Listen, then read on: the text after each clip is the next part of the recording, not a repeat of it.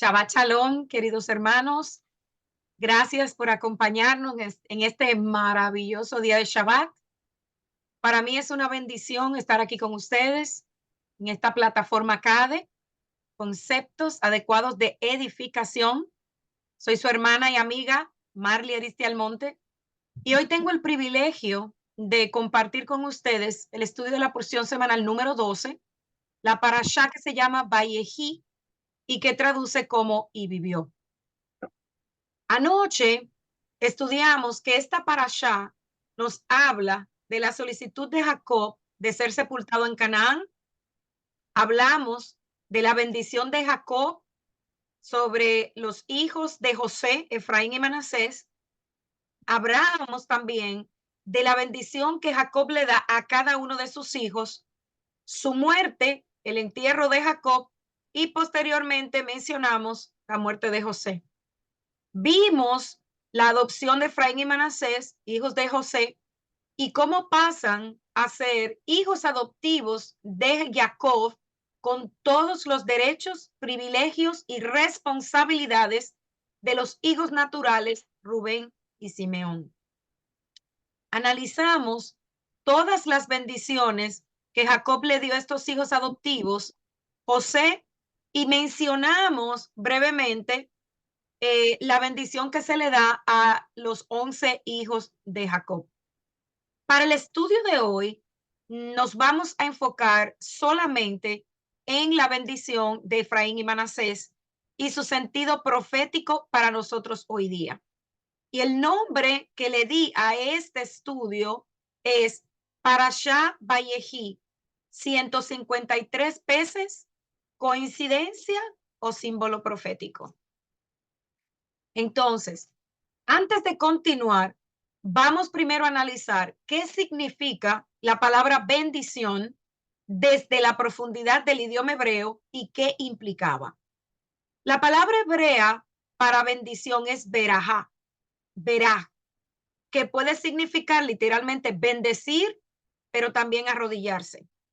No está claro cuál de estos dos significados fue el primero, si bendecir o arrodillarse. Pero es interesante que en la Biblia hebrea el verbo verá, que es bendecir, a menudo está muy ligado al verbo arar, que es maldecir. Y este último verbo está vinculado estrechamente con la idea de algo que es obligatorio, de una limitación o una restricción. Por esa razón, al menos importante de señalar que verá portaría el significado opuesto de libertad o dejarse libre.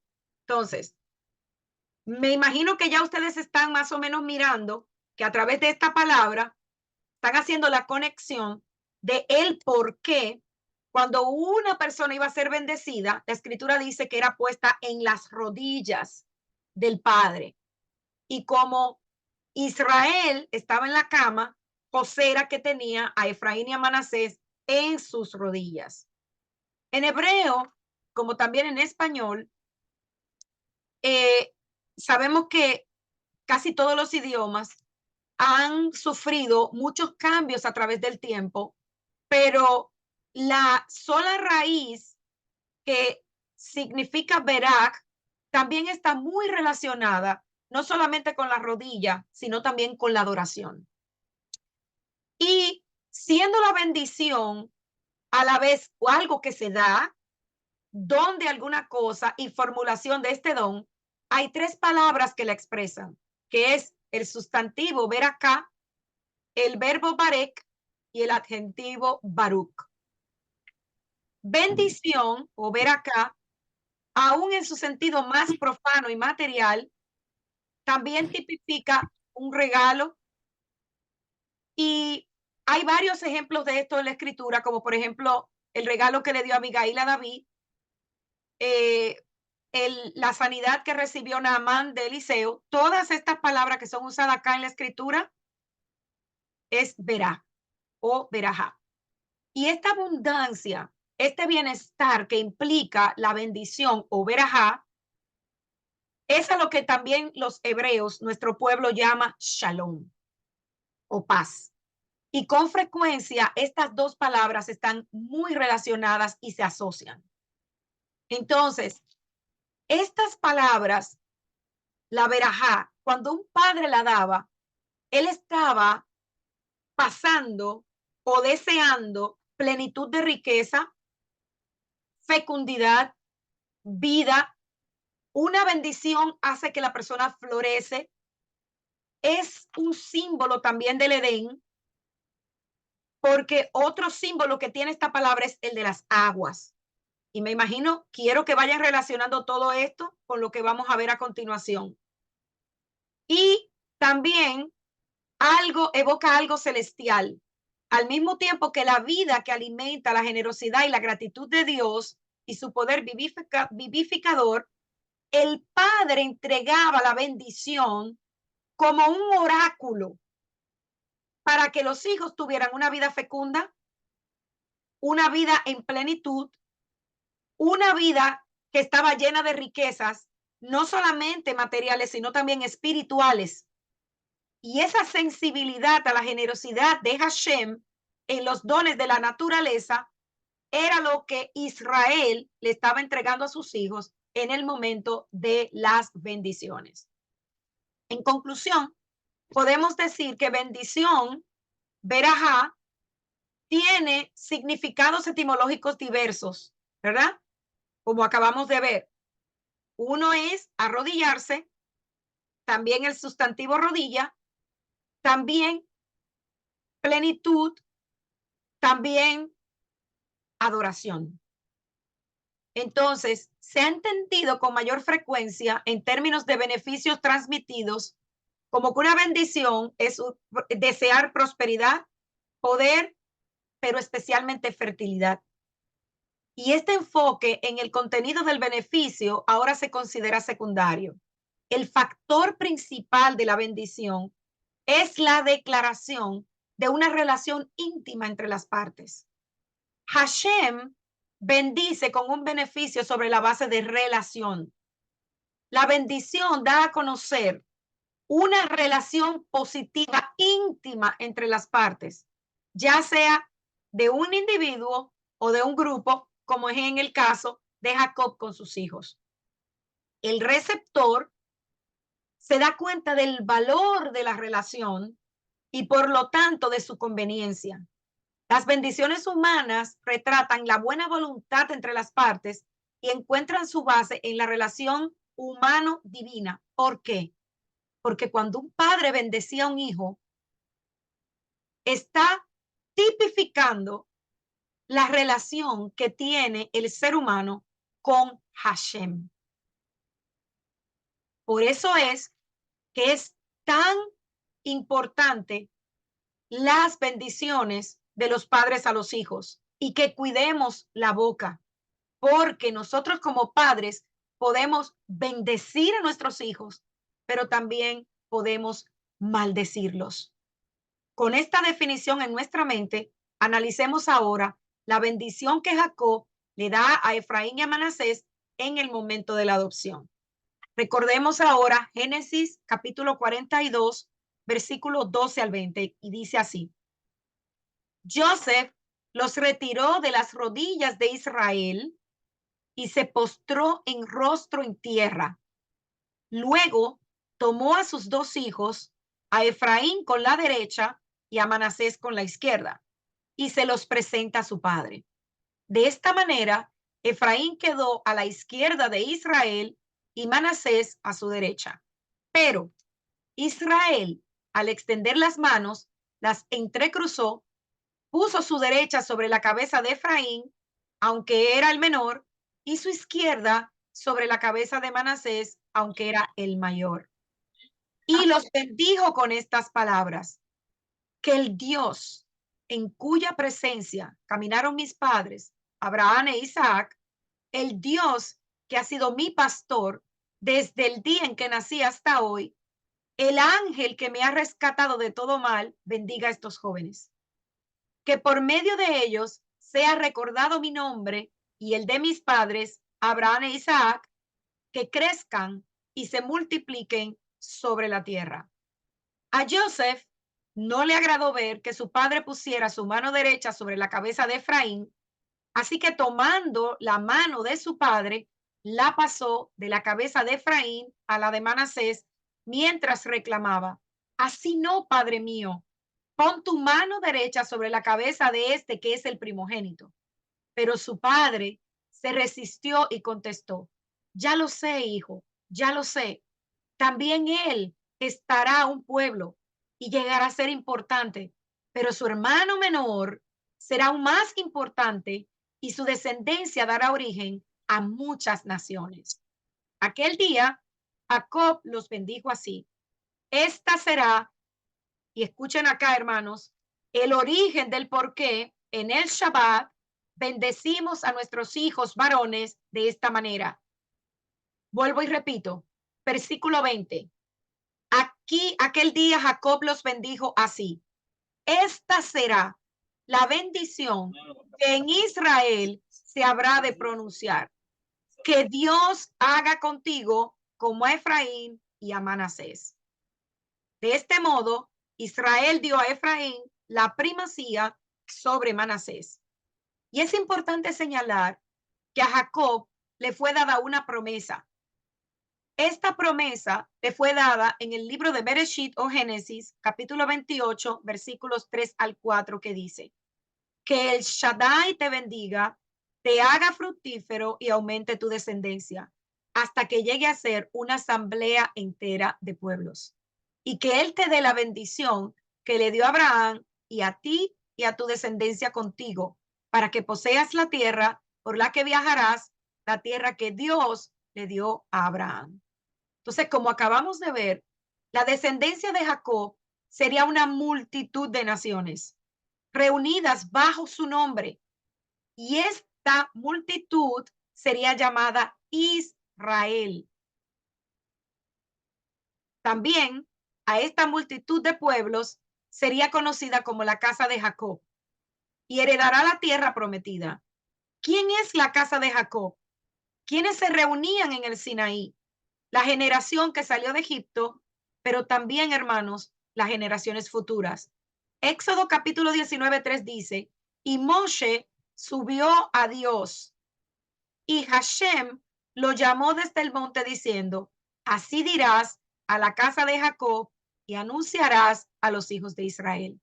Entonces, sabemos que quienes estaban allí presentes en el monte Sinaí, sabemos que estaban las 12 tribus de Israel, habían egipcios y de otros pueblos que, viendo los milagros y los portentos de el Dios de Israel, se unieron a ellos y salieron de sus pueblos y se integraron en el pueblo de Israel. En resumen, podemos ver que la casa de Jacob, las 12 tribus de Israel y los extranjeros que habitan entre ellos forman una multitud de naciones. Cuando leemos las escrituras sin entender el concepto de las dos casas de Israel, es muy difícil comprender el cumplimiento de esta promesa. Y es muy común escuchar ahora en la cristiandad, como también del mismo lado de nuestros hermanos judíos, que Judá solamente es Israel. Pero la palabra, queridos hermanos, es clara y nos habla de que Israel es una multitud de pueblos reunidos en un solo pueblo. Y esto es muy importante, que lo entendamos y que lo recordemos. El ángel en el libro de Lucas, capítulo 1:31, le dijo a Miriam, a María, la madre de Yeshua: y ahora concebirás en tu vientre y darás a luz un hijo, y llamarás su nombre Yeshua. Será grande y será llamado Hijo del Altísimo. Y el Señor Dios le dará el trono de su padre David y reinará sobre la casa de Jacob para siempre, y su reino no tendrá fin. Entonces, de acuerdo a la escritura, ¿Sobre quién es que va a reinar Yeshua? Dice claramente sobre la casa de Jacob. Dice las 12 tribus y los extranjeros, o sea, los gentiles que fueron injertados en el pueblo de Israel. La casa de Jacob, Israel, heredará la tierra prometida. Entonces, regresemos a la bendición. Jacob está enfermo, pero cuando llega Joseph y habla en el nombre del Eterno, aquí vemos que el nombre cambia. Lo estudiamos anoche. Su nombre entonces es Israel y él se esfuerza, toma fuerzas y se sienta en la cama. Entonces Jacob sabía que aunque ya estaba a punto de partir, él tenía deberes que tenía que resolver antes de partir. Y uno de ellos era pasar o transferir los derechos que él tenía como líder, como cabeza, como gobernante, como patriarca del pueblo, en este momento su familia. Entonces, cuando llega este momento, él inicia el proceso de la transferencia de su sucesión adoptando a Efraín y a Manasés. Y los toma como hijos propios y dice la escritura como serían de él, míos serían, así como son Rubén y Simeón. Entonces Jacob adopta como hijos a los hijos de Joseph nacidos en Egipto, como si fueran Rubén y Simeón. Ahora Manasés y Efraín serán parte integral de la familia de Jacob, serían como hijos de su propia sangre y le dice a Joseph, los que tengas a partir de ahora son tuyos, estos dos son míos. Anoche vimos qué significa la expresión como Rubén y Simeón y lo voy a mencionar porque sé que algunos hermanos no estuvieron con nosotros anoche y esto quiere decir que Jacob adoptó a Efraín y a Manasés como hijos legales con todos los derechos, promesas y deberes que tenían Rubén y Simeón. Puso nombre a sus dos hijos mayores, entre ellos Rubén, quien hasta entonces heredaba la doble porción por ser el primogénito, porque después Rubén perdería la primogenitura y sería entregada a Efraín. Entonces, hemos visto que la primogenitura implicaba varias cosas. Entre ellas, el primogénito recibiría la doble porción de la herencia, el derecho al nombre, el sacerdocio y el derecho de gobernar, o sea, de dirigir a la familia. Entonces, ya hemos estudiado esto, pero lo voy a mencionar brevemente. Según Primera de Crónicas 5:1 al 2, al primogénito se le entregaban estas cosas que acabo de decir. Entonces, cuando Jacob comienza a distribuir y a traspasar los derechos de él como patriarca y la primogenitura, lo divide así. La doble herencia y el derecho al nombre le fue dado a la tribu de Joseph y a través de Joseph a Efraín. El sacerdocio le fue entregado a la tribu de Leví por Hashem mismo. Pero el derecho de gobernar, o sea, de dirigir, de ser el líder, el cabeza de la 12 tribus o el pueblo de Israel, le fue entregado a Judá. Y dice la escritura que es hasta que regrese, hasta que venga Shiloh, que ya sabemos que es Yeshua. Entonces, los dos hijos de Joseph representan a los hijos espirituales de Yeshua.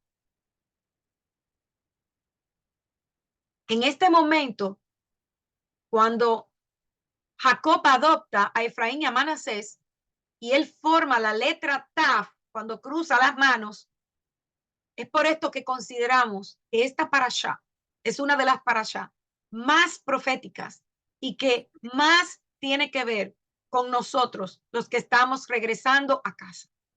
Porque aquí vemos claramente que cuando Jacob se reúne con sus demás hijos, él iba a revelar un secreto importante.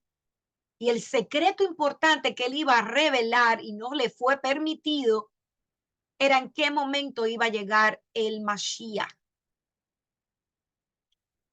Pero dice la escritura que la Shekinah se movió y él no pudo entregar ese misterio.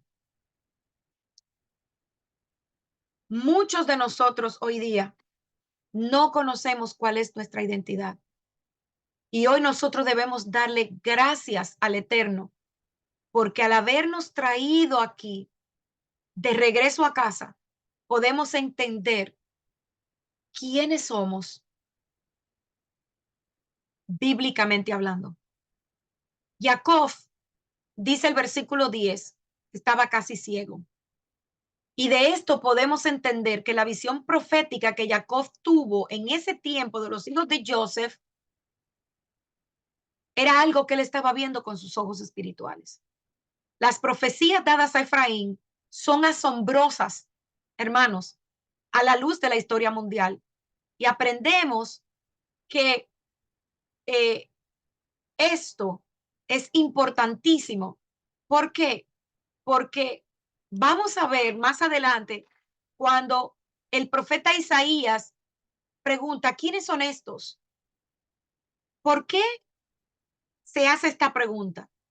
El profeta Isaías confirma que la respuesta a esa pregunta es algo que todavía no ha tenido cumplimiento, sino que tiene un cumplimiento futuro. ¿Por qué? Porque Isaías 49, 18 al 22 dice, alza tus ojos y mira a tu alrededor. Todos saben que se están reuniendo y vienen a ti. Hashem jura, tan cierto como que vivo yo, los usará a todos como joyas. Te adornarás con ellos como a una novia, porque tus lugares desolados y ruinas y tu tierra devastada serán muy apretadas para los que en ella habitan. Por favor, hermanos, cierren los micrófonos. Estamos grabando. Tus devoradores se irán lejos. Llegará el día en que los hijos que nacieron cuando estabas de luto te dirán, este lugar es demasiado estrecho para mí, dame espacio para que pueda vivir. Entonces te preguntarás en tu corazón, ¿quién me engendró estos? He estado llorando solo por mis hijos, como un exiliado, pagando de aquí para allá. ¿Quién los crió? Yo quedé solo entonces. ¿De dónde vinieron estos? Así dice Hashem. Aún Hashem. Haré señales a las naciones, alzando mis banderas a las islas, y traerán a sus hijos en su pecho y a sus hijas llevarán en hombros. Y según el rabino Bar Shalom, existe una relación entre Isaías 49:21 y Génesis 48:8 que vimos la semana pasada. Según la segunda regla de interpretación, eso lo vamos a ver en unos momentos, Yetzerah Shabbat o similitud de expresiones, se puede ver esta relación. En tiempos recientes, Israel volverá a hacer la misma pregunta. ¿Quiénes son estos y de dónde vienen? Todas las naciones de la tierra vendrán a unirse al pueblo de Israel, hermanos. Estas personas son hijos de Ben Yosef, los hijos de Yeshua. La palabra hijo también significa seguidor, discípulo.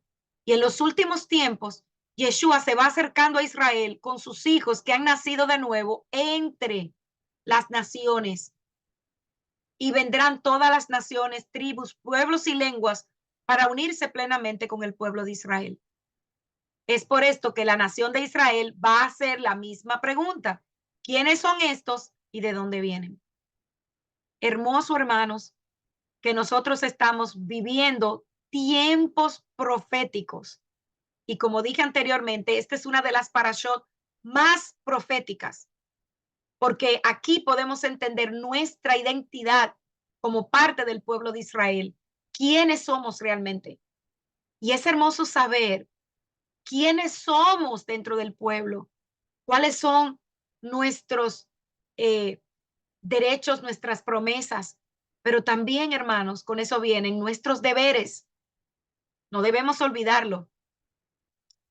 ¿Cuál es entonces el verdadero significado de Melo Hagoyim?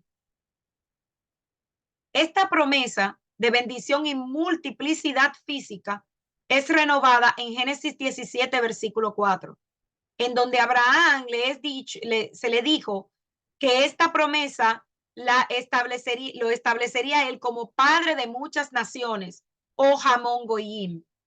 Este término, Hamón Goyim, se encuentra también en el verso número 5 y literalmente significa una multitud ruidosa de naciones o gentiles. Y estos gentiles son israelitas que en el pasado se gentilizaron. Ya nosotros conocemos la historia. Sabemos cómo las tribus fueron dispersas por el mundo, cómo se asimilaron en las naciones. Y es por eso que la semilla de Abraham fue llevada a todo lugar en donde estas tribus fueron esparcidas y que con el tiempo se asimilaron, olvidándose de quiénes son, de sus pactos, del nombre del Eterno, de las fiestas, del Shabbat, de la Torah.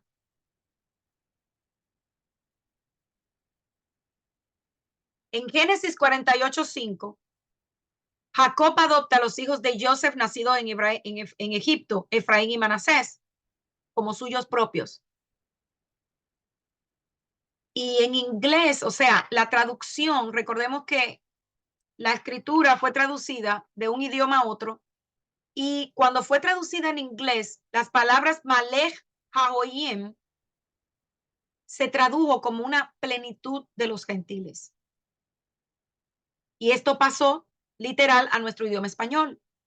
No solamente vemos a Efraín recibiendo el derecho de la primogenitura por sobre su hermano mayor Manasés, sino que Israel también remueve de Rubén y de Simeón la primogenitura. Desde este punto en adelante, la clave para que nosotros entendamos la profecía relacionada con la restauración de las 12 tribus a la casa de David es comprender que luego de la separación en el 921, antes de la era común, fueron asimilados entre las naciones.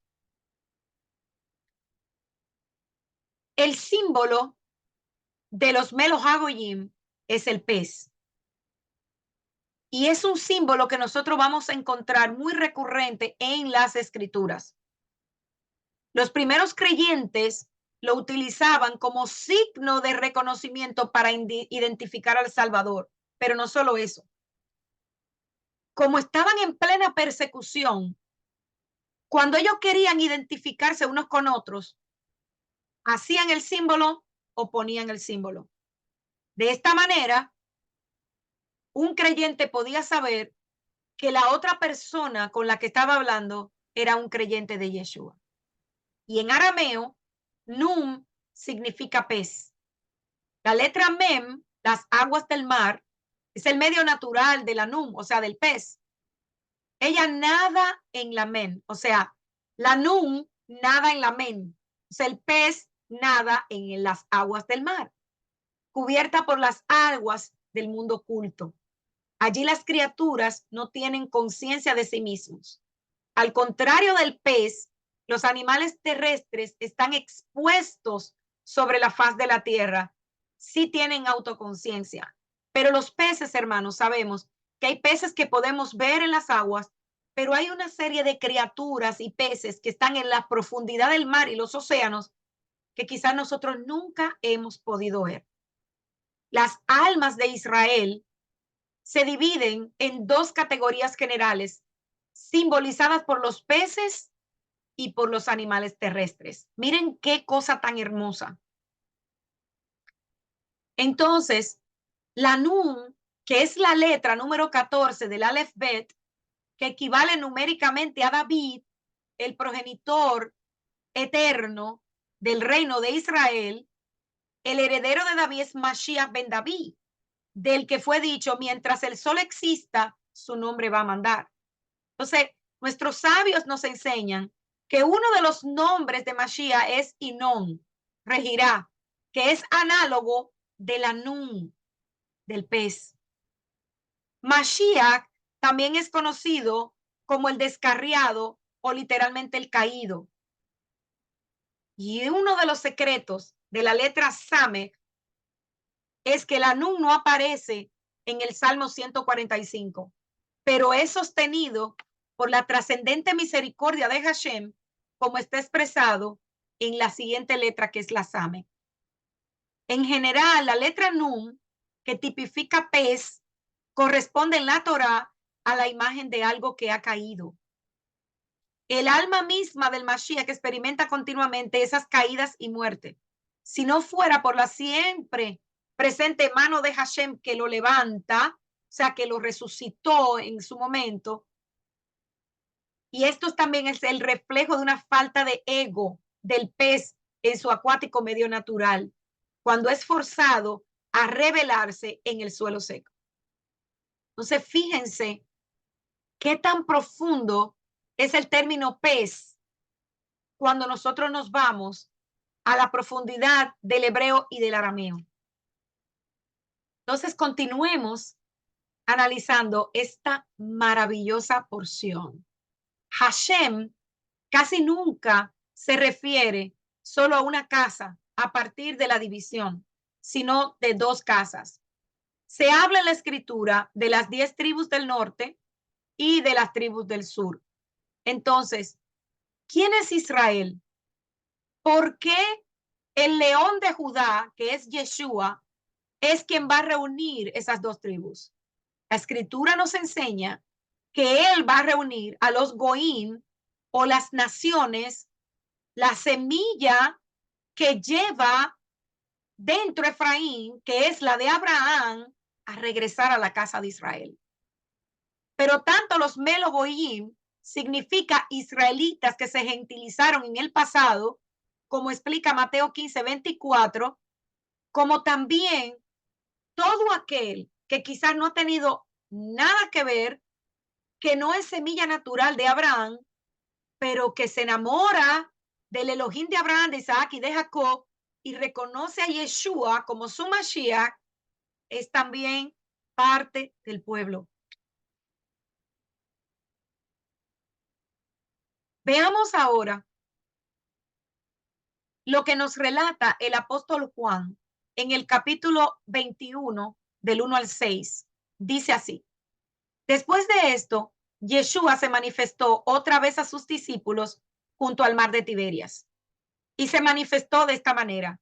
Estaban juntos Simón Pedro, Tomás, llamado el Didimo, Natanael, el de Caná de Galilea, los hijos de Zebedeo y otros dos de sus discípulos. Simón Pedro les dijo: voy a pescar. Ellos le dijeron: vamos, nosotros también vamos contigo. Fueron y entraron en una barca y aquella noche no pescaron nada. Cuando ya iba amaneciendo, se presentó Yeshua en la playa, mas los discípulos no sabían que era Yeshua. Y les dijo: hijitos, ¿tienen algo de comer? Le respondieron: no. Él les dijo: echad la red a la derecha de la barca y hallaréis. Hermanos, presten atención aquí. Lo voy a repetir otra vez. Echad la red a la derecha de la barca y hallaréis. Entonces la echaron y ya no la podían sacar por la gran cantidad de peces. Aquí Yeshua ya había resucitado, ya había tenido contacto previo con los discípulos y viene este momento que sucede en el mar de Tiberias. Este mar, el mar de Galilea, de acuerdo con Juan 6:1, después de esto, Yeshua fue al otro lado del mar de Galilea, el de Tiberias. Y el mar de Galilea representa a los gentiles. De hecho, se le conocía como Galilea de los gentiles, que tiene que ver con la profecía de los gentiles, las naciones, el mundo y finalmente es el lugar donde Israel es dispersado a las naciones.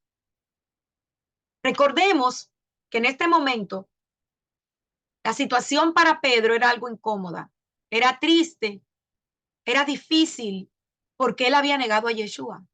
Y eso no salía de su mente ni de su corazón, cuando él había jurado que no lo haría. Y aunque hay un encuentro con él, vemos aquí que después de esta negación, Pedro pensó que ya no tendría más otra oportunidad y que había perdido el llamado que Yeshua le había hecho. por lo que ahora no le quedaba más que regresar a su antigua vida, que era ser un pescador. Y este pasaje, aunque ahora no lo hemos leído completamente, sabemos que al final tiene una historia de restauración y también de reafirmar con esto la misión verdadera que tenía Yeshua, no solo para Pedro, sino para todos sus discípulos.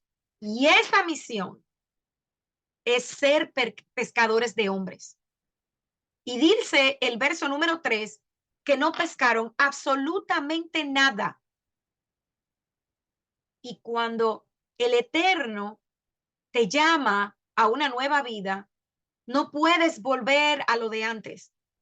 Tú no puedes volver a ser el mismo que eras antes, después de que ya tú has conocido a Yeshua.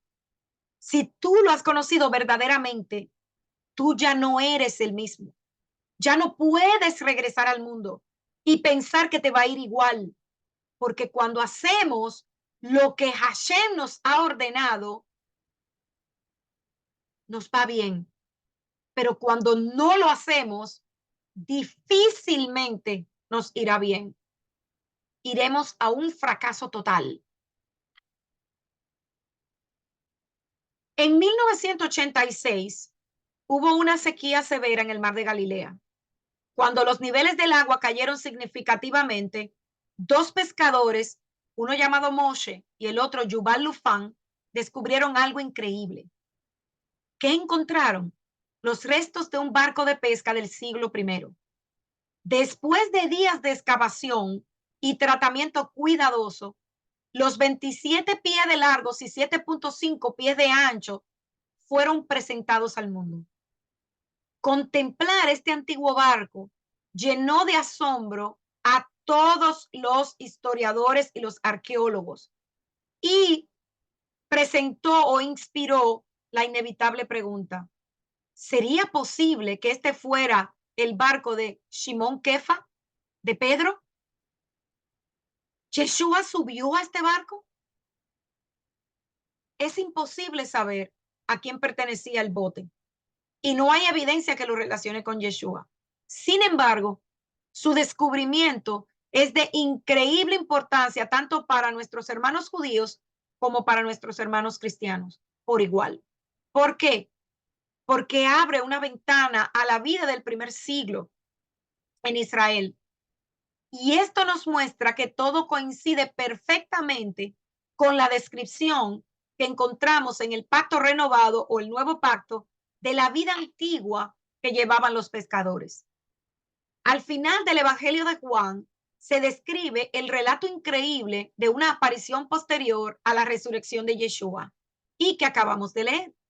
Los discípulos estuvieron pescando toda la noche sin éxito.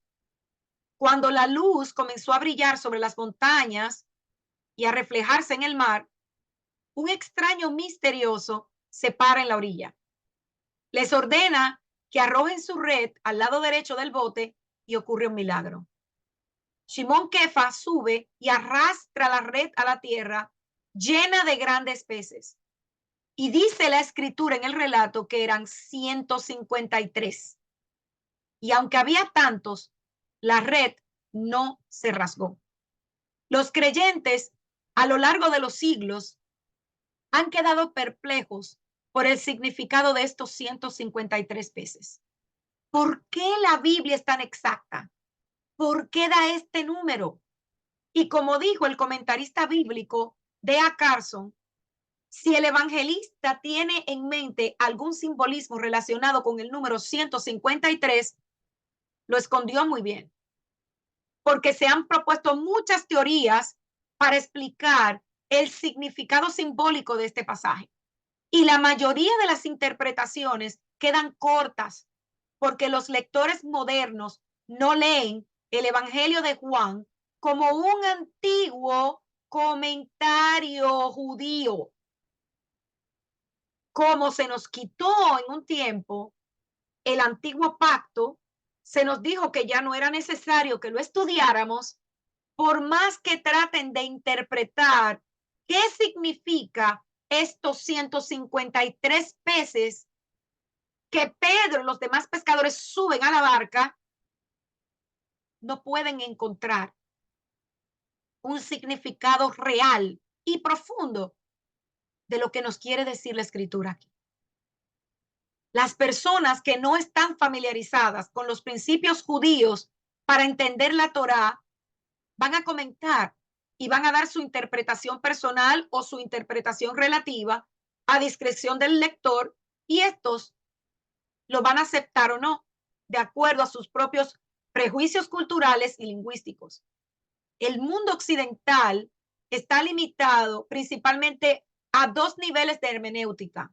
Y los que están aquí, que nos están acompañando y los que luego van a ver este estudio y que han ido a un instituto bíblico, entenderán que son regidos por la exégesis y la exégesis.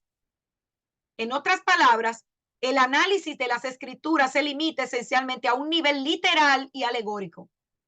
Y a menudo los pasajes deben interpretarse como literales y se intercambian por significados alegóricos para adaptarse a un propósito teológico particular y viceversa. Y esto es lo que ha causado, hermanos, la cantidad de denominaciones que hoy encontramos dentro de la cristiandad. El antiguo enfoque judío para entender la Biblia es mucho más sofisticado. Primero debemos reconocer que la Biblia no fue escrita ni en inglés, ni en español, ni en alemán, ni en portugués. Para poder comprenderla, debemos viajar miles de millones de años en el pasado. Sino tenemos que adentrarnos también dentro de lo que es la tierra de Israel. Debemos profundizar en las riquezas del idioma hebreo. Y hoy muchos dicen, pero hablar hebreo a mí no me va a salvar. Sí, es cierto. Hablar hebreo no nos salva. ¿No me escuchan? Luis, ¿no me escuchan? Sí, amada, la escuchamos. Ah, ok. Ah, porque escuché a Luis que me estaba hablando, pero gracias, mi hermana, gracias. Entonces continuamos.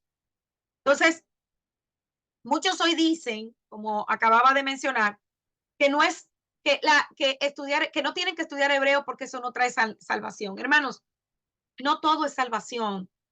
Usted no es salvo por guardar Torah, usted no es salvo por estudiar hebreo, usted es salvo por poner fe en Yeshua. Pero si nosotros queremos ser seguidores fieles de Yeshua, hay cosas en las que nosotros necesitamos profundizar, porque la misma escritura dice que tenemos que escudriñar la palabra. Según los rabinos, la escritura tiene 70 caras o facetas, como la de un diamante. Cuando la luz entra en un diamante, se refleja y refracta a través de su matriz de átomos de carbono, revelando una variedad de colores deslumbrantes. Sin embargo, si el diamante no es cortado adecuadamente, la refracción de la luz disminuye considerablemente. Dentro del marco de la Torá existen límites, principios y pautas a los que debemos adherirnos cuando vamos a interpretar la escritura. Según los antiguos principios judíos de interpretación, la escritura tiene 4 niveles que fue llamado con el acrónimo Pardes. Y Pardes significa paraíso. La P es Pesha, que es lo literal, lo simple. El Remés es la parábola o alegoría. El Drash es el sermón, por ejemplo, esa profundidad que podemos encontrar en las enseñanzas de Yeshua. Y el Sot es lo secreto, lo oculto, aquello que es revelado en la intimidad por el Ruach HaKodesh. Entonces, el principio de Pardes proporciona la estructura general de lo que es la hermenéutica judía. Pero también existen 7 principios que fueron establecidos por Hillel para la interpretación de la escritura. El primero es el Kal Shomer, que es lo ligero y pesado. El segundo, que vimos algo hace un momento, es la Yetzerah Shabbat, o expresiones equivalentes que encontramos en la escritura. El tercero es el Binyah Ab Mi Katuv Ehad, construyendo una familia a partir de un solo texto. El cuarto principio es el Binyan Ab Mi Shene Ketuvim, construyendo una familia a partir de 2 o más textos. El quinto es el Kelal Uperat, o general y específico. El sexto, el Kayoset Bomi Kamon Aher, analogía hecha de otro pasaje. Y el séptimo es Dabar Gilmat Meaminó, la explicación obtenida del contexto. Los rabinos no se inventaron estos principios, sino que simplemente los codificaron en un formato organizado y se pueden encontrar en todo el Tanaj y el Nuevo Pacto o el Pacto Renovado. Los usan allí ampliamente. Si bien está fuera del alcance de nosotros hoy en este estudio examinar cada uno de estos principios, es importante que, como dije anteriormente hoy, vamos a usar el segundo principio en casi todo este estudio, que es el Yetzerah Shabbat, o expresiones equivalentes, que permite que los pasajes se vinculen entre sí mediante una fraseología similar, como un comentario judío explica bellamente. ¿Saben cuando estamos en los estudios que muchas veces decimos, no, porque conectamos esto con esto? Esto es justamente el Yetzerah Shabbat que estamos hablando hoy aquí. Si una palabra o frase que aunque usted crea que es superflua, aparece en 2 pasajes totalmente desconectados, puede indicar que estos pasajes deben informarse entre sí y convertirse en fuente de información, llenando los vacíos, por así decirlo, el uno para el otro. Sin embargo, cuando utilicemos el Jeraz Shabbat, uno debe ser consciente de que se necesitan restricciones y precauciones para que no se realicen conexiones que no son válidas. Otra clave es que una comprensión más profunda del texto no viola el peshá, o el significado simple directo del texto. O sea, con esto queremos decir que cuando estamos estudiando, usted puede ver y usted puede conectar, pero jamás puede alterar el significado literal que está presentando la escritura. Entonces, el Evangelio de Juan, desde la primera oración, es inmediatamente obvio que está en un nivel diferente de los evangelios sinópticos. Marcos comienza su relato al comienzo del ministerio de Yeshua, proclamando el reino de los cielos. Mateo rastrea la genealogía de Yeshua hasta Abraham, el comienzo de la nación de Israel. La genealogía de Lucas cava hasta la raíz del árbol genealógico humano, hasta Adán, Harishon, el primer hombre. Pero Juan comienza con Bereshit, el principio, los orígenes del universo, revelando a Yeshua, nuestro Mashiach, como la encarnación de la Torah viviente, el instrumento de toda la creación. Y si bien los eventos en Juan son verdaderos y sucedieron literalmente, él no escribió su evangelio en un nivel literal. Al igual que la Torah misma, ni siquiera es cronológica. Juan arregló su libro para explorar a Yeshua a través del nivel Sod. En Juan capítulo 21, los discípulos, como vimos en el relato, están pescando en el mar de Tiberíades, o Tiberias, o el Galilea. En la Biblia y en la literatura rabínica, mar se refiere a las naciones o los gentiles, como ilustra el libro de Apocalipsis o Revelaciones. Él me dijo, las aguas que viste son pueblos, multitudes, naciones e idiomas. Y eso usted lo puede corroborar en el libro de Revelaciones o Apocalipsis, capítulo 17, versículo 15. Luego declara que los discípulos han estado pescando en la oscuridad. ¿Recuerdan la descripción de Nun que les di hace un momento? Como dice, esa noche no pescaron nada. Por la mañana, Yeshua fue revelado, la luz, a la orilla del mar, y esa luz, ese or, representa a Yeshua, nuestro Mashiach. Dios, Hashem, llamó a la luz día y a la oscuridad llamó noche. Había tarde y mañana, día 1. Y por eso podemos entender que esa luz del primer día es Yeshua, revelándose de la oscuridad. Yeshua luego les dice, echen la red al lado derecho del bote. ¿Por qué al lado derecho y no el lado izquierdo? Quiero ahora que traigan a su mente la bendición que le da Jacob a Efraín y a Manasés. Jacob pone su mano derecha sobre la cabeza de Efraín y su mano izquierda sobre la cabeza de Manasés. El lado derecho, en la mentalidad del pensamiento judío, representa la misericordia, mientras que el lado izquierdo representa el juicio.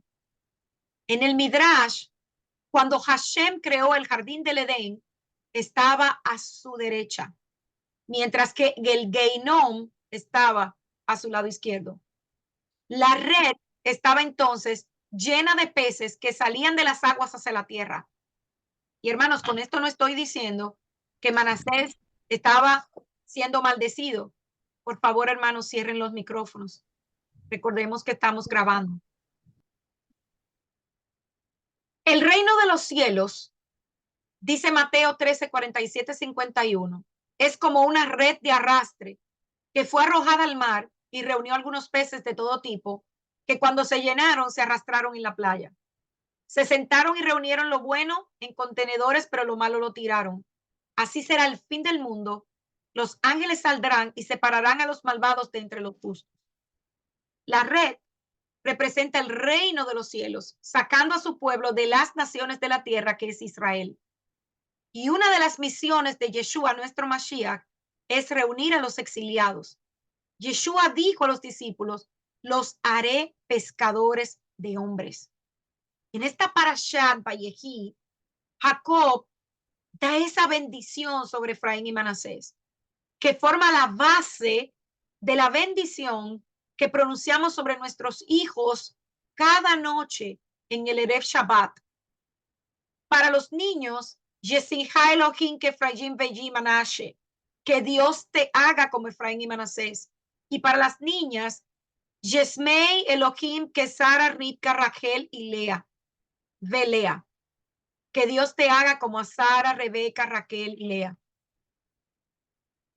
Jacob, en el momento de la bendición, le cuenta su historia a Joseph y le dice, el Dios Todopoderoso se me apareció en luz en la tierra de Canaán y me bendijo y me dijo, he aquí te haré fructífero y te multiplicaré y haré de ti una congregación de pueblos y darás esta tierra a tu simiente después de ti por una posesión eterna. Y analicemos más esto. La frase en hebreo es congregación de pueblos, es Kahal Amin. La Septuaginta representa la palabra como sunagoge etnos. Preste atención aquí. Sunagoge etnos. Una sinagoga de pueblos. La palabra Kahal se tradujo más tarde al griego como eclesía. Vuelvo y repito, porque muchos no entienden esto. Congregación de pueblos es la palabra hebrea Kahal Amin. que la Septuaginta tradujo como sinagoge etnos, o sea, una sinagoga de pueblos. La palabra cajal más tarde se traduce al griego como eclesía y hoy se traduce como iglesia. Y hoy, con teologías basadas en la traducción, la iglesia se ha convertido en una entidad separada de Israel. Incluso se enseña que la iglesia nació en el libro de los Hechos, capítulo 2. Sin embargo, la iglesia, eclesía o cajal, es decir, el pueblo, el cuerpo místico de Israel, existía mucho antes de eso. Incluso la traducción King James habla de Moshe estando en la iglesia, hermano. Imagínense ustedes. Este Moshe que estaba en la iglesia en el desierto con el ángel que le habló en el monte Sinaí y con nuestros padres que recibieron los oráculos vivos para darnos. Es por eso que necesitamos comprender que el pueblo de Israel hoy día está en la iglesia, o sea, la eclesía, la cajal del Eterno. Fíjense cómo de una palabra traducida de diferentes idiomas se ha hecho toda una nueva religión, apartada totalmente del propósito del Eterno. Jacob continúa y hace una declaración notable. Ahora tus hijos que te nacieron en la tierra de Egipto, antes de que yo viniera a ti a Egipto, son míos. Efraín y Manashe, como Rubén y Simón, son míos, serán míos. Tu problema de quien te convertirás en el padre después de ellos será tuyo. O sea, los hijos que tengas después de esto son tuyos. Y serán llamados por el nombre de sus hermanos en herencia. Jacob adopta a estos hijos de Joseph para ser contado entre las tribus de Israel. Mientras estaba en Egipto, Joseph se casó con Osná, la hija de Potifera, al igual que las esposas de Moshe y Boz. La esposa de Joseph fue criada en un mundo gentil. Efraín y Manasés fueron criados en Egipto, totalmente apartados de Israel. Entonces Israel extiende su mano derecha y la puso sobre la cabeza de Efraín, que era el más joven, y su mano izquierda sobre la cabeza de Manasés, y los bendice. El Dios ante quien caminaron mis padres, Abraham e Isaac, el ángel que me ha redimido de todo mal, bendice a los muchachos y déjales mi nombre y el nombre de mis padres, Abraham e Isaac, que crezcan en multitud en medio de la tierra. La frase déjalos crecer en multitud en hebreo es la palabra vijigu. Y esto está etimológicamente relacionado con la palabra pescado, pez. La imagen visual que el hebreo está comunicando es que Efraín y Manasés rebosarán como un gigantesco banco de peces. Jacob le habla a Efraín que él se convertirá en una multitud de naciones, los Melohagoyim. Y esta es la misma frase hebrea exacta que Pablo usa cuando dice, porque no deseo que sean ignorantes, hermanos, de este misterio, para que no sean sabios en su propia opinión, de que un endurecimiento parcial le ha sucedido a Israel hasta que haya entrado la plenitud de los gentiles, los Melohagoyim, y así todo Israel será salvo. Es la opinión del autor que Efraín se representa simbólicamente a los creyentes no judíos en un nivel más profundo. Y no necesariamente una línea de sangre literal a través de las 10 tribus perdidas, como he mencionado, Están ambos. Tomado de esta manera, este pasaje ilustra bellamente la relación entre todo aquel que hoy no es judío y los judíos, el pueblo de Israel, representado por Judá hoy físicamente en el cuerpo de Mashiach, que puede ser el tema más controvertido en el movimiento mesiánico actual, dividiéndolo entre los movimientos de dos casas y los de no dos casas. Intentar conectarse a través de la genética con Israel disminuye el trabajo de Mashiach. Recuerdan lo que les hablé anoche. Nadie aquí está llamado a estar buscando quién es, quiénes son. Quien ha sido convertido al creyente no judío, un hijo o hija adoptivo de Israel, no tiene que estar haciendo conversión, porque quien nos regresa al pacto es Yeshua. Y aún usted sepa que es judío, si su familia se apartó de la Torá, se hizo católico, se hizo de otra religión, la única manera para usted volver no es haciéndose judío, es a través de Yeshua. Y al igual que Efraín y Manasés, los creyentes gentiles tienen una conexión especial con Israel a través de Yosef. Lo dice Isaías 56. Léalo.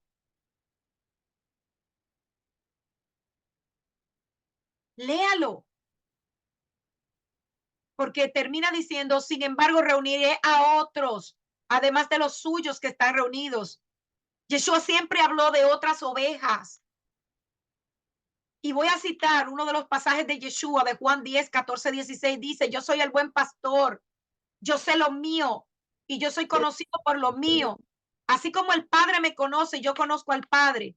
Pongo mi vida por las ovejas. Tengo otras ovejas que no son de este redil y debo traerlos también y oirán mi voz y se convertirán en un solo rebaño con un solo pastor.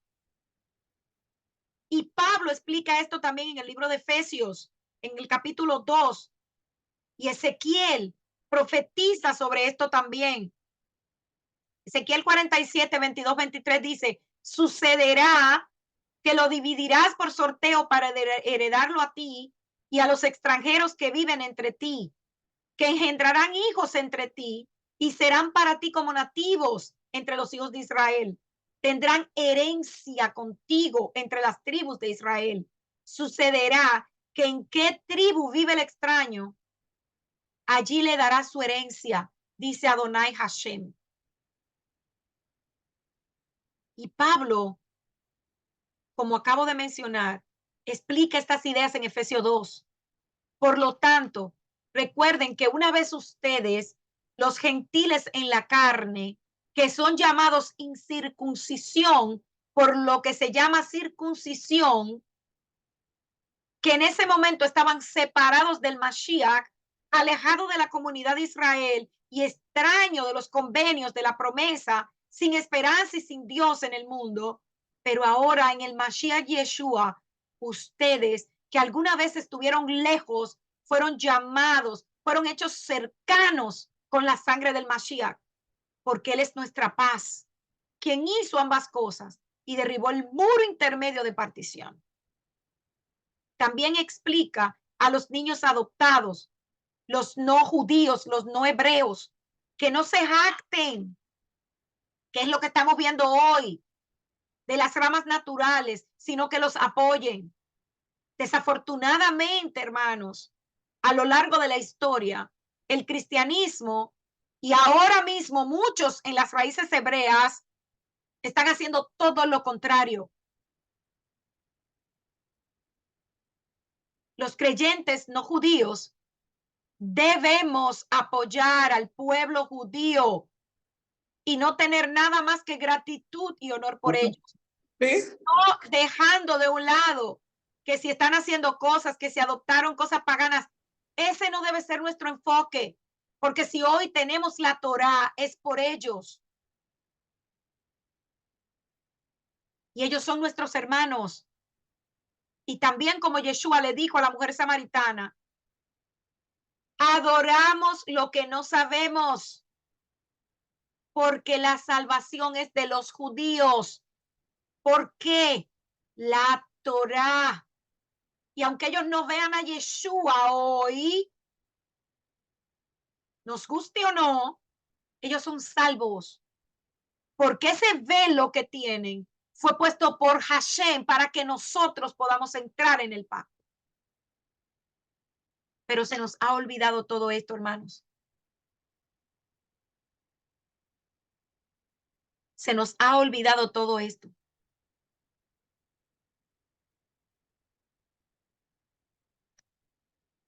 Pedro, ese discípulo que amaba a Yeshua, dice que cuando oyó que era Yeshua el que hablaba, se ciñó la ropa y se echó al mar. Y los otros discípulos vinieron con la barca, arrastrándola con esos 153 peces en la red, pues no distaban de tierra, sino como 200 codos más o menos. Y al descender a tierra, vieron brasas puestas y un pez encima de ella y pan. Y Yeshua les dijo, traed de los peces que acaban de pescar. Subió Simón Pedro y sacó la red a la tierra llena de grandes peces, 153. Y aún siendo tantos, hermanos, esa red no se rompió. Y les dijo Yeshua, venid y comed. Y ninguno de los discípulos se atrevía a preguntarle, ¿tú quién eres? Sabiendo que era el Señor. Vino pues Yeshua y tomó el pan y les dio, y asimismo el pescado. Esta era ya la tercera vez que Yeshua se manifestaba a sus discípulos después de haber resucitado de los muertos. Y ellos tratando y tratando de pescar. Y Yeshua ya tenía un pez en las brasas, habiéndoles preparado el desayuno después de una noche de cansancio sin éxito. ¿Qué quería enseñarles Yeshua? Hermanos, esto es hermoso. Y esta porción ministró mucho mi vida. No es de lo que tú haces, no es de tu trabajo, no es tu fuerza lo que te va a dar de comer. Es Hashem quien te va a dar de comer. Si se trata de peces, no va a ser con tu fuerza, sino con el espíritu de Hashem. Incluso dice el relato que había tantos peces y la red no se rompía, porque eso significa que nadie se va a perder una vez que Yeshua, Hamashiach, ha alcanzado a alguien. Dice la palabra que las ovejas están en su mano y nadie se las puede arrebatar. ¿Qué entonces representan estos 153 peces? Vamos ahora al libro de Oseas, capítulo 1:10. Con todo, será el número de los hijos de Israel como la arena del mar, que no se puede medir ni contar.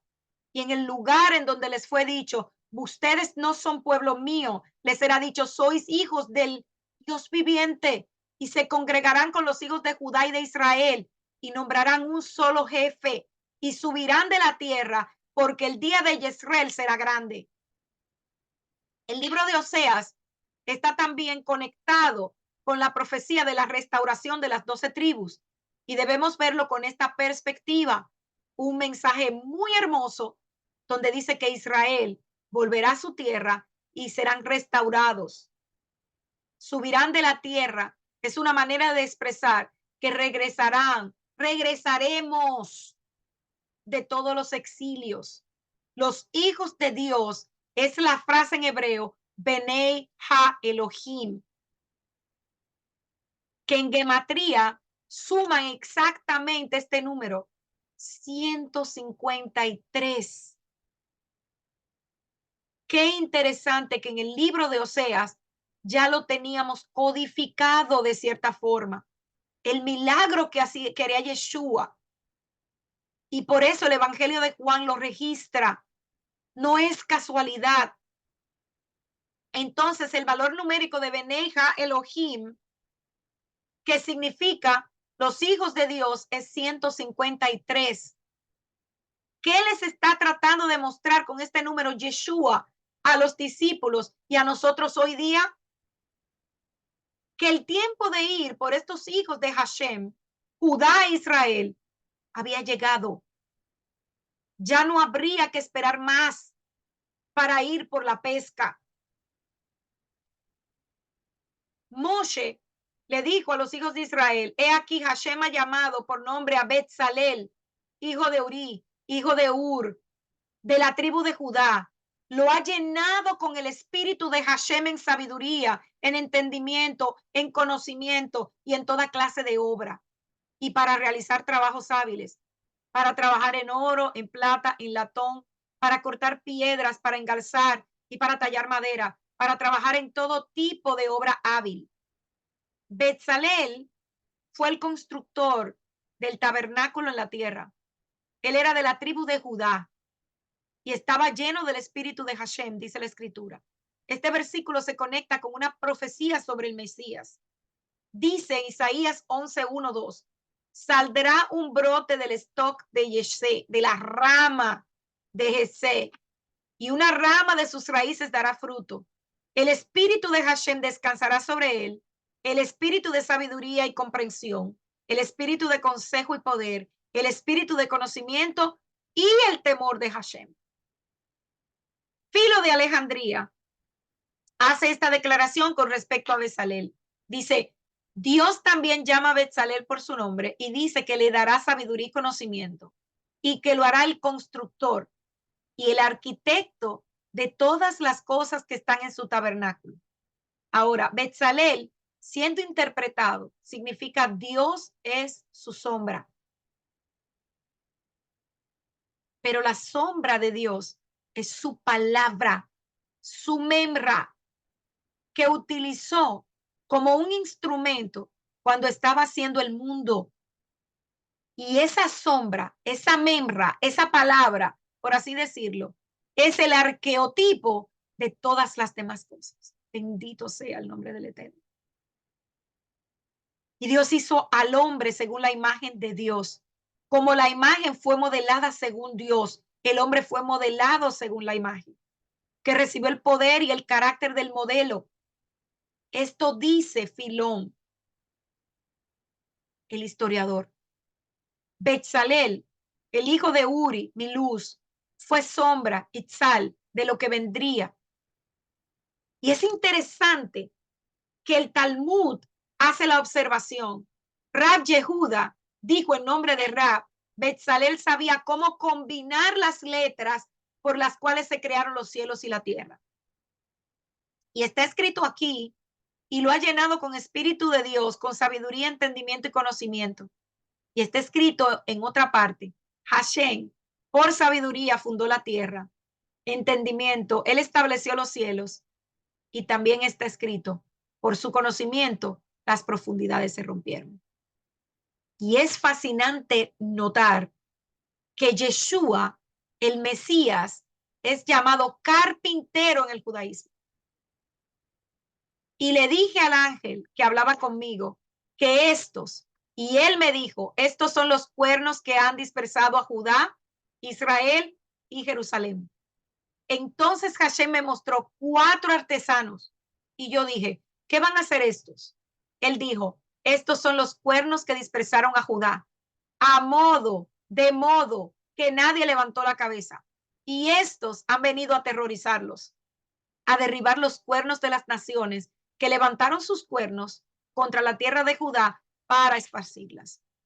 Zacarías capítulo 2. Versículos 13 en adelante. Y el Talmud comenta sobre este pasaje inusual.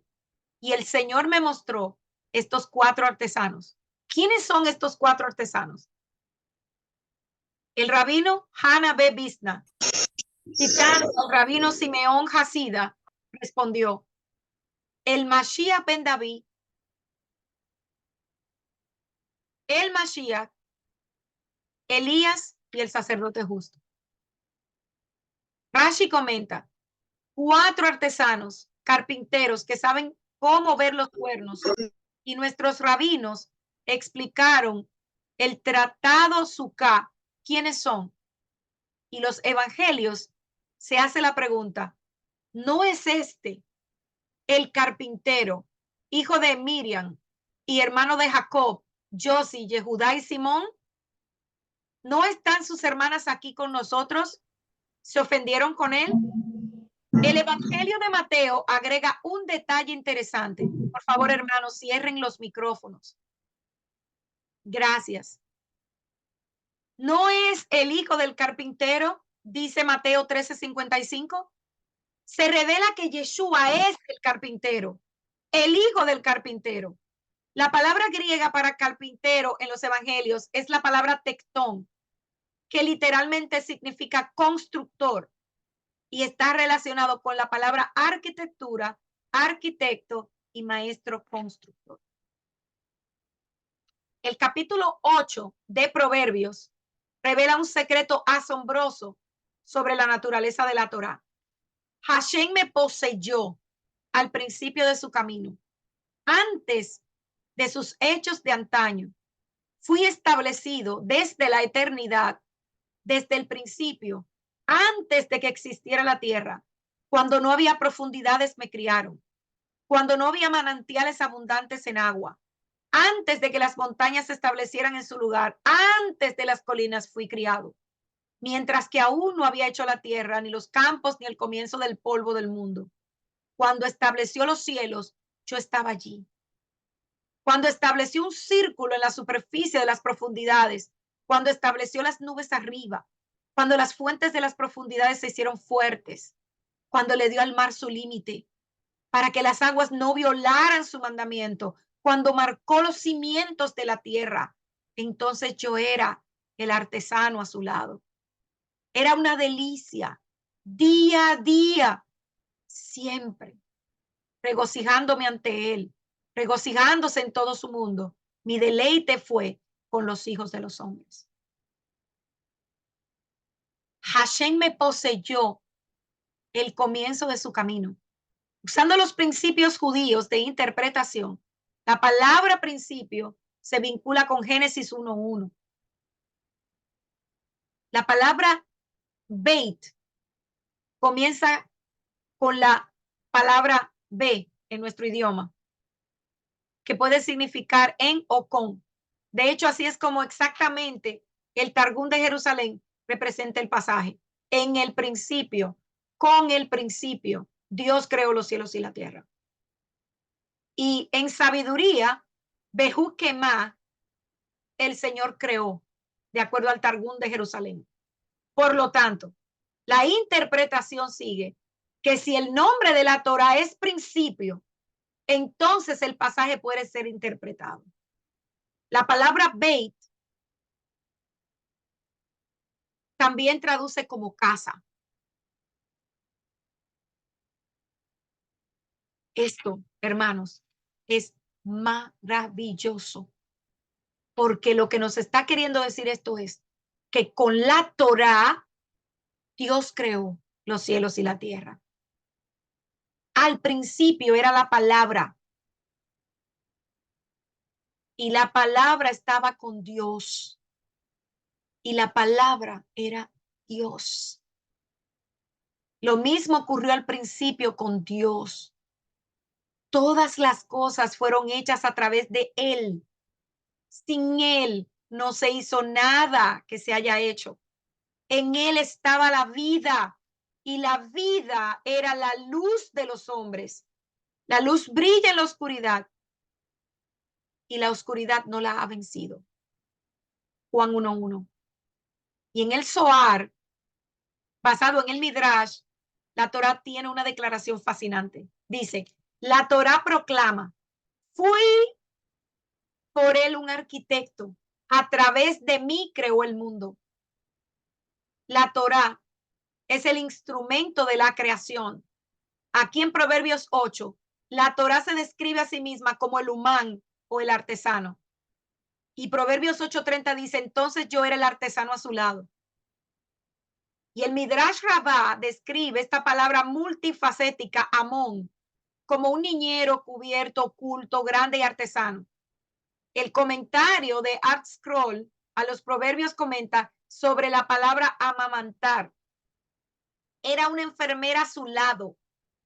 La Torá era como el hijo amado de Dios, alimentado por él y su fuente de deleite constante. Y Génesis Rabá dice, el rabino Yoshanah el Grande abrió su discurso en nuestro pasaje con la siguiente exposición. La Torá describe su relación con Dios antes del advenimiento de la creación. Yo era su amón. La palabra amón debe entenderse en un sentido humano, un artesano.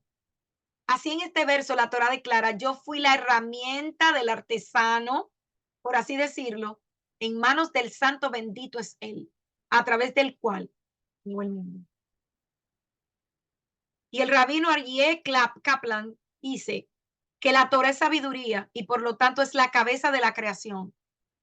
Podría pensarse que la Torá fue creada solo para rectificar la creación como ya existe. Pero si esto fuera así, la Torá se habría creado después de la tierra. Pero en realidad, la Torá fue el modelo de la creación y por lo tanto la precedió. Y Mijael Monk aclara el concepto de la Torá en la sabiduría del alefato hebreo. Dice, la suma total del conocimiento humano deriva de la Torá porque el universo es un producto de la Torá, que es el modelo del mundo. Cuando la palabra inefable tomó, hermanos, por favor, presten atención, esto es maravilloso. Cuando la palabra inefable tomó forma física, el cielo y la tierra se convirtieron en la ropa para la palabra de Dios que infunde la creación y sin el cual la creación no continuaría existiendo. La Torá espiritual que precedió al mundo se vistió de tinta y pergamino. La sabiduría de Hashem tomó la forma de los 613 mandamientos, pero los preceptos no son fenómenos aislados. Todos son aspectos interrelacionados de una sola Torá, como los órganos y vasos de un solo cuerpo humano con el que se compara la totalidad de los mandamientos. Juan dice, la palabra se hizo carne y vivió entre nosotros. Vimos su gloria, tal gloria.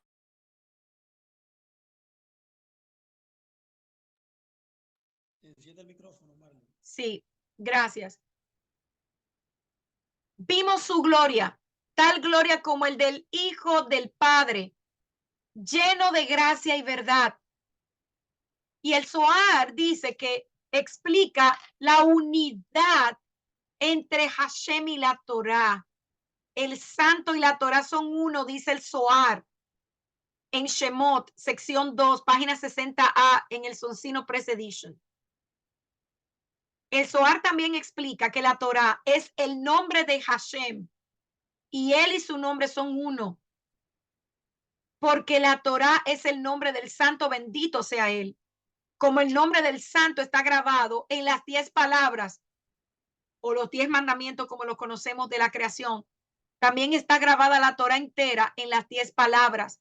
Y estas 10 palabras son el nombre del santo y toda la Torá es pues un nombre. El santo nombre de Dios mismo. Bienaventurado el que es digno de ella, la Torá, porque será digno del santo nombre. Y el rabino José dijo, esto significa que él será digno del santo mismo, ya que él y su nombre son uno. Bendito sea su nombre por los siglos de los siglos. Amén. Yeshua dijo, yo y el Padre somos uno, en Juan 10:30.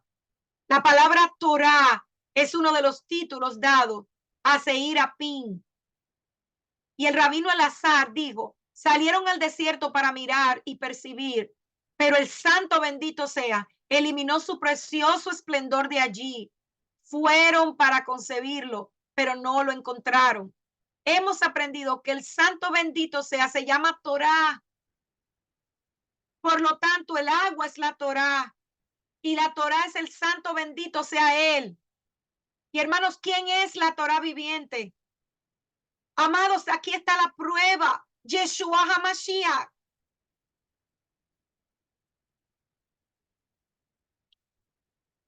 Es interesante que Chabad.org hace una observación sorprendente sobre el universo y su relación con el Mishkan, el tabernáculo. No menos de 13 capítulos en el libro de Éxodo están llenos de los detalles de la construcción del santuario, desde las dimensiones de cada pilar hasta los colores en cada tapiz. En contraste, la Torá dedica un capítulo a su relato de la creación del universo y 3 capítulos a la revelación en el monte de Sinaí. La Torá no necesita elaborar los detalles de la creación en Génesis, porque si usamos el método que les hablé hace un rato, el Yeserá Shabbat, los detalles están ocultos en el tabernáculo. Mientras Bezalel supervisaba la construcción del tabernáculo a continuación, él y el tabernáculo son una sombra de lo que sucedió arriba. Éxodo 31 dice que Bezalel construyó el Aarón Abrit, el arca del pacto. Y los comentarios de Baal Haturim dicen de Éxodo 31:1, cuando la escritura dice que Bezalel hizo el arca, el comentario dice que el nombre de Bezalel no se menciona junto con ninguno de los muebles del Mishkan, excepto con respecto al arca. Bezalel, esto nos enseña que él era, como indica su nombre, la sombra de Hashem. Es decir, conocía el secreto del arca y del carro, ya que el arca corresponde al trono de gloria. En la tierra, el tabernáculo fue construido por Bezalel, tal como Dios construyó el universo a través de la Torá. Bezalel era el tectón del tabernáculo terrenal y él es la sombra terrenal de la realidad celestial.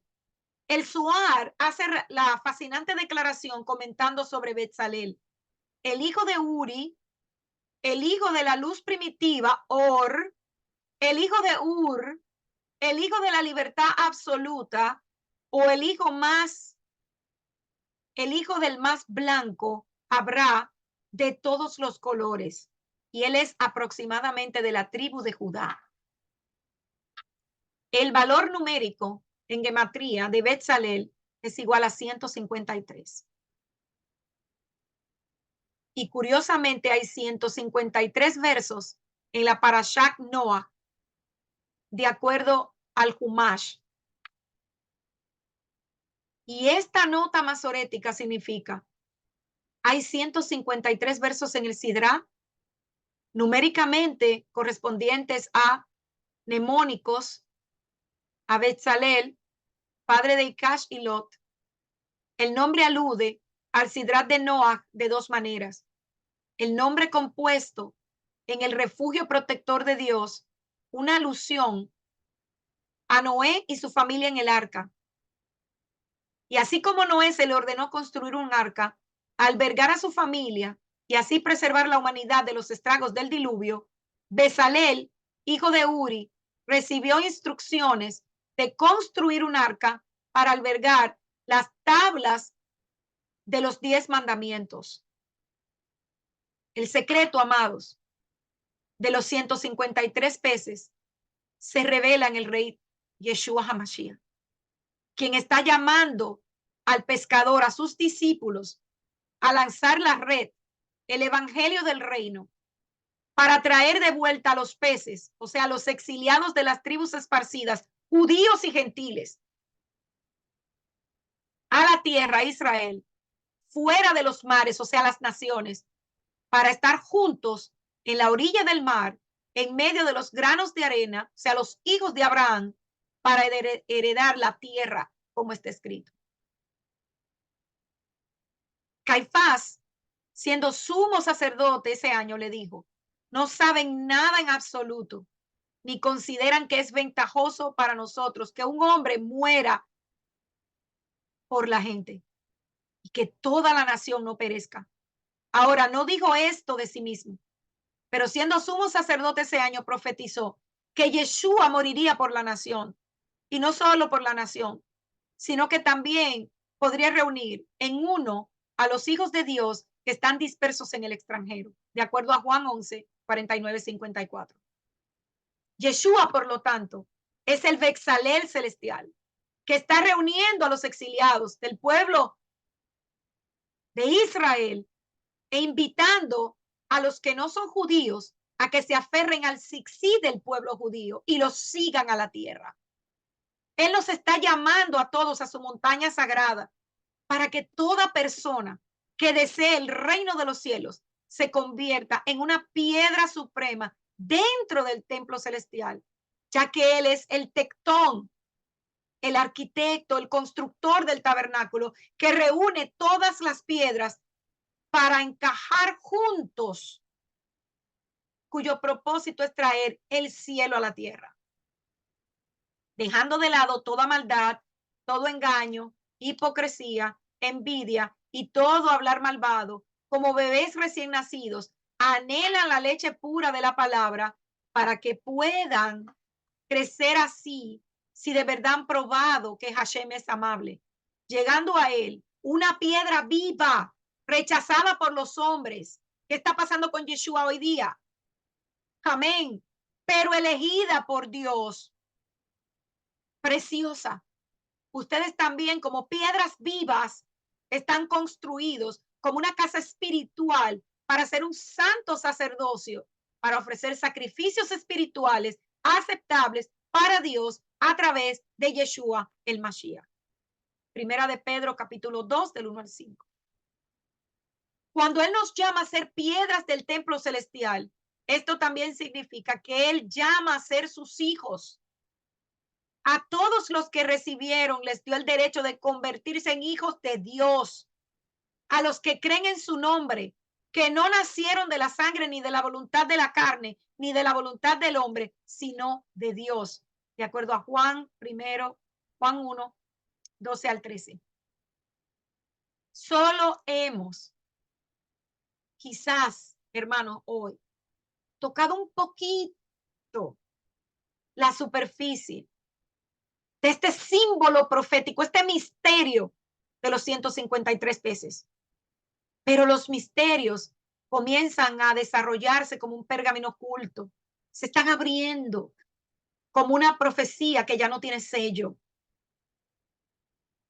Y muchas veces a lo largo de la Torá, el número 153 se conecta con la palabra HaPesach, la Torá celestial, el arquitecto. No solo se revela como el instrumento del constructor, sino también el restaurador. A través de su mérito, ha logrado y completará el Tikkun Olam definitivo, la reparación del mundo. No solo aquí, sino arriba. El exilio está llegando a su fin y la redención está a punto de ser revelada. Hoy, más que nunca, debemos abrir nuestros ojos y mirar como Juan el Inmersor proclamó: he aquí el Cordero de Dios que quita el pecado del mundo. El relato de Juan capítulo 1 y la Parashá Vayehi están íntimamente relacionados. Yeshua, en el momento en el que les dice, tiren sus redes a la derecha, hermanos, está anunciando, está revelando que él era el Mesías de quien Jacob quería revelar su venida a sus hijos en el momento de la bendición. Pero como no era el tiempo, el Rúa, la Shekinah, se mueve de Jacob y el tema de la conversación fue cambiado. Amados, como ya vimos, el nombre Betsalel, quien es Yeshua, y el término Beneja Elohim, ambos suman en su valor numérico 153. La sombra de Elohim y los hijos de Dios. Esto es maravilloso. Hemos sido llamados a ser pescadores de hombres y a que tiremos las redes. Y yo personalmente creo firmemente que el llamado de Efraín es ahora más fuerte que nunca. Por eso, nuestro énfasis y nuestra carga debe ser difundir el mensaje, la Torá, el misterio, el símbolo profético de los 153 peces, y que las naciones sepan que en Israel hay salvación y que Yeshua es el Mesías que quiere rescatarnos de las naciones, del mundo en el que estábamos y traernos de regreso a casa. Shabbat Shalom, queridos hermanos. Al concluir esta maravillosa porción, decimos con voz alta, Hazak, Hazak, Benik, Hasek. Sé fuerte, fortalezcámonos. Porque cada día, hermanos, estamos recibiendo más de la palabra de Hashem, de su revelación, para que podamos llevar a cabo ese maravilloso llamado de Yeshua que tenemos hoy, de ser pescadores de hombres. Que tengan un bendecido Shabbat, amados. Shalom.